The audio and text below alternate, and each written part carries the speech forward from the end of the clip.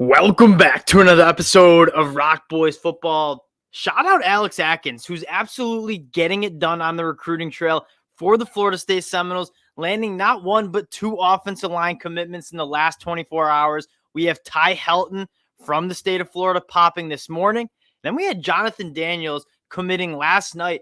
Really good offensive line haul, and we're going to talk about what these guys are going to bring to the table and then take a sneak peek, if you will, at what could be a massive month of July as we have Charles Lester coming at the end of the month. Florida State is seemingly getting hot on the recruiting trail and already has a very good class in this 2024 cycle. Now, before we get into it, just want to say thank you to you guys, and it's been a blast talking recruiting. And for Florida State fans, we haven't talked as much recruiting as we've talked about how excited we are for this Florida State team heading into 2023. We did a nice deep dive into this Florida State team, talking about why we think this team can win a national championship in 2023. You guys have shown a ton of support. So if you do enjoy the content, consider subscribing to the channel. This has been a team that the boys have liked for a very long time. The Seminoles fans, you guys have been rocking with us for a while. Appreciate you guys. Now we get a chance to talk about Florida State on the recruiting trail.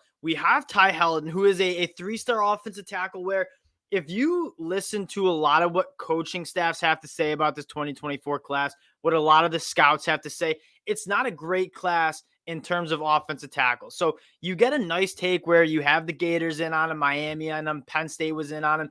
Florida State ends up winning this one out. At this point, you're going to trust Alex Atkins and his evaluation of offensive line talent specifically.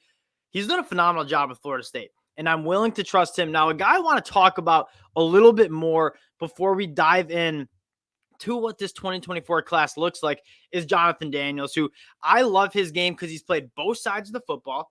He has the frame. I think he's around 6'4 and a half, 6'5. So I think he has the frame and athleticism to play that offensive tackle spot. He also projects really well to that interior offensive line spot. And you, again, shop around at some other services and how they view Jonathan Daniels. He's a top 105 guy on the composite. On3 has him as a top 50 national prospect, one of the best interior offensive linemen in this class.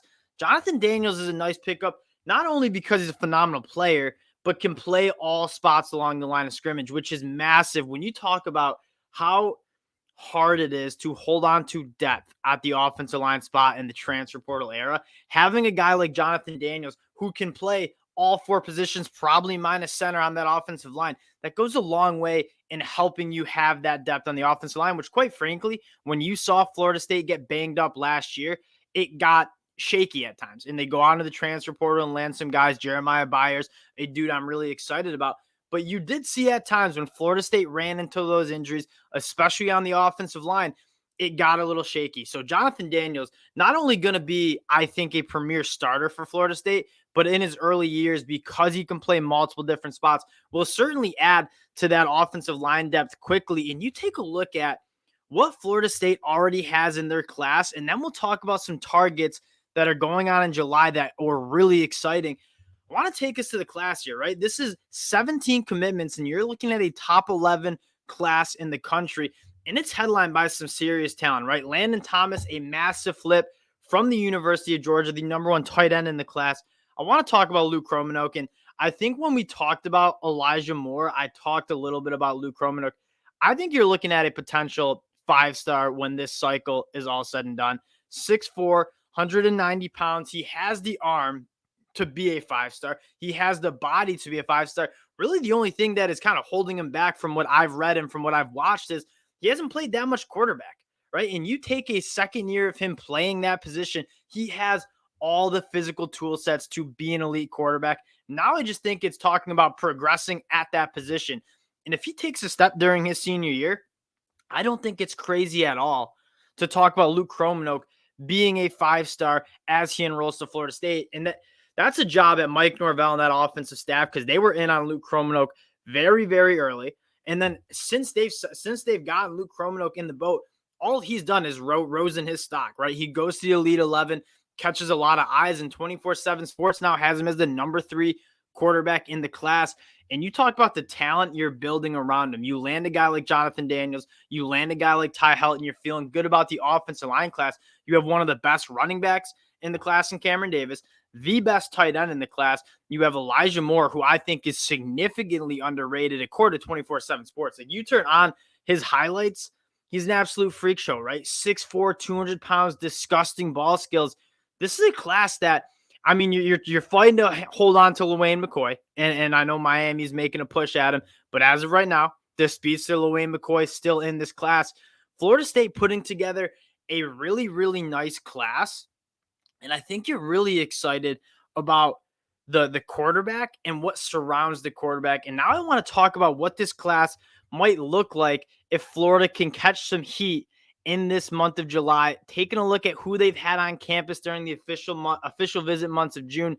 Mekhi Danzy, the first guy up, he's committing tomorrow. Sounds like Florida State's in a really good spot for him. Probably going to play somewhere in the secondary. And then the next guy on the list here, you go down to Charles Lester, the 5-star cornerback from Venice, Florida. He also sounds like Florida State is in a really, really good spot for him. So you're talking about two of the top guys left on the board in the secondary room. You look at this 2024 class, and it's filling out really nicely. You have your quarterback, you have your running back, you have some nice pass catchers for your quarterback. You've recruited that offensive line spot well. Now you're filling it out on the defensive side of the ball too.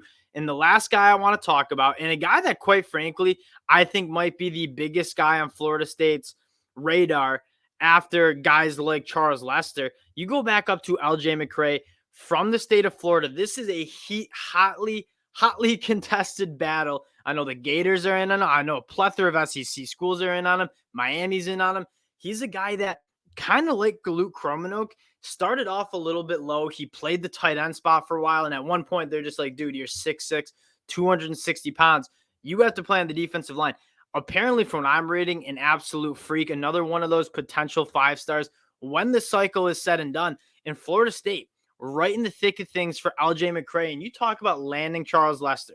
You talk about landing LJ McCray. I don't think it's crazy to see a top 8 class for Florida State and then couple an ACC championship potentially in 2023 and maybe even a college football playoff berth. Like, this Florida State program, you have to be thrilled. Like, Mike Norvell has kind of gotten his culture, he's gotten his guys, and it sounds like this is going to be one of the best Florida State teams we'll see in years. And then you stack a great recruiting class in 2024. Florida State stock is going up, and I think you have to be absolutely thrilled about where this program is going. Wanted to keep this one short, but Florida State getting it done on the offensive line, and we got a bunch of top targets that are still on the board for the Seminoles in the month of July. Again, appreciate you guys checking out the boys. If you do enjoy the content, consider subscribing to the channel, and we'll talk to y'all later.